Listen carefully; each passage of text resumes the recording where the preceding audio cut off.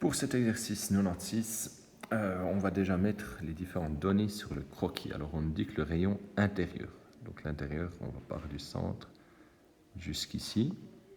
Ceci, on va dire que ce rayon, donc c'est 6 cm. Ensuite, on nous dit l'épaisseur. Donc l'épaisseur, c'est ceci. Ça, c'est 1,2 cm. Et on nous dit que la longueur du tuyau, ici, donc la longueur, fait 15 cm. Puis on demande le volume du tuyau. Alors attention, parce qu'ici, le tuyau, quand on dit le volume, on veut la quantité de matière. À l'intérieur, c'est du vide, donc on ne doit pas le calculer. Du coup, pour calculer le volume de ce tuyau, on doit faire le volume extérieur, donc du grand cylindre de tout le tour, si on veut, moins le volume intérieur, donc moins le volume à l'intérieur du vide. Et on va faire ça par étapes.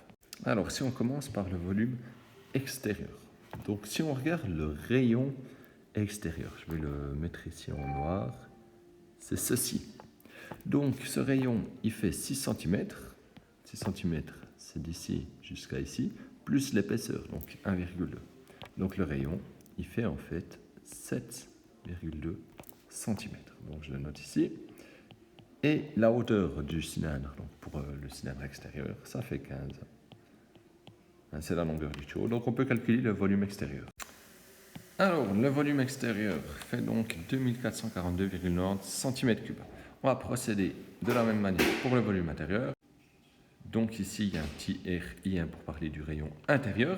Donc le rayon intérieur, pour le cylindre, en fait le vide en forme de cylindre à l'intérieur, mais il fait 6 cm.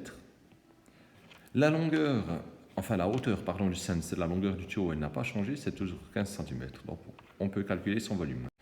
Et ce volume fait environ 1696,46 cm3.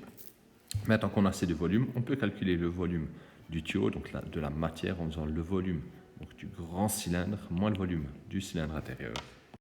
Et quand on se fait la différence des deux volumes, on trouve un volume de 746,44 cm3. On n'oublie pas de noter la réponse. Il a un volume d'environ 746,44 cm3.